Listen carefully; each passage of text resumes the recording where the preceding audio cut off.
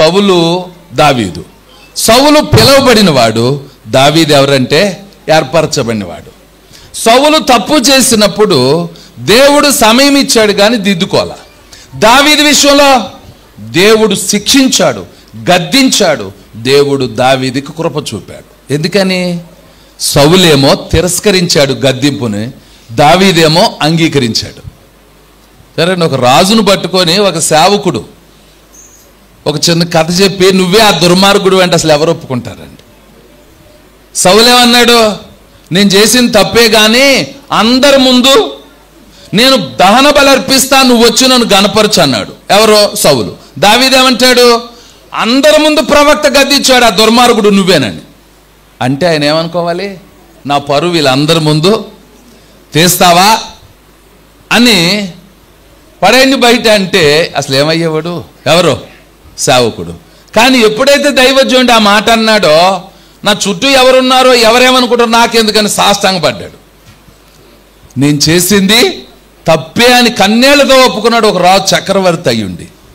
సరే, అదే సౌలు ఏమంటాడు, నేను చేసిన తప్పేలే, నువ్వు నన్ను దీవించు, నేను దహన బలి అర్పిస్తా, నువ్వు వచ్చి నా కోసము నువ్వు అర్పించు అని సౌలు తిరుగుబాటుదనిగా మాట్లాడాడు. కానీ దావీదైతే ఆ దుర్మార్గుడు నువ్వేనంటే, ఆ దుర్మార్గ పని చేసింది నువ్వేనంటే యథార్థం ఒప్పుకున్నాడు, నేనేనని.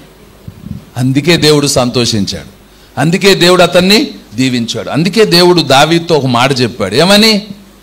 నీకు పుట్టబోయే కుమారులకు నా కృప నేను దూరము చేయను. పౌలు గారు దావీదును సౌలును ఎత్తాడు. సౌలుకి కృప దూరం అయిపోయింది, కానీ దావీదుకు మాత్రము కృప దూరం కాల. దేవుడు అంటాడు, దావీదులో నుండి రక్షకుడైన యేసును నేనేం చేయబోతున్నాను? లోకానికి పంపించబోతున్నాను. ఆమేన్. కనుక సౌలు తిరుగుబాటు చేసి తప్పిపోయాడు, కానీ దావీదు దేవుని దగ్గర ఒప్పుకున్నాడు, దావీదు దేవుని దగ్గర పశ్చాత్తాపడ్డాడు. అందుకే అంటాడు, అతిక్రమములను దాచిపెట్టువాడు వర్ధలడు, వాటిని ఒప్పుకొని విడిచిపెట్టువాడు కనికరం పొందను. మహాగణుడును పరిశుద్ధుడును ప్రేమ కలిగిన మా ప్రియ పరలోకపు తండ్రి, మీకు వందనాలు. నువ్వు నాతో మాట్లాడావు ప్రభువా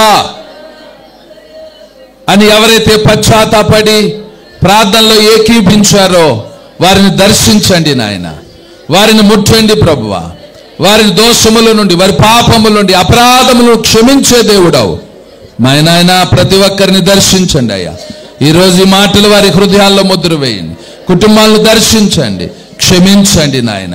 అయ్యా, తెలిసి తెలిసి హృదయాన్ని గర్వించి చెడిపోయాడు ఉజ్జాయి.